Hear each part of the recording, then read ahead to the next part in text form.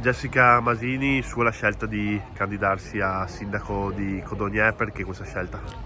Allora, devo dire che la squadra ha spinto molto, è stata una decisione molto ponderata, nel senso che io sono assessore da 10 anni e in questi 10 anni ho avuto l'occasione di indossare più volte la fascia. Ogni volta in cui indosso la fascia sento il peso della responsabilità, del ruolo che mi auguro di andare a prendere. E ho ponderato molto questa scelta e ho deciso di mettermi a disposizione della cittadinanza proprio perché voglio veder crescere Codogno. Con quali parti del suo programma elettorale? Il mio programma elettorale sarà incentrato fondamentalmente sulle persone.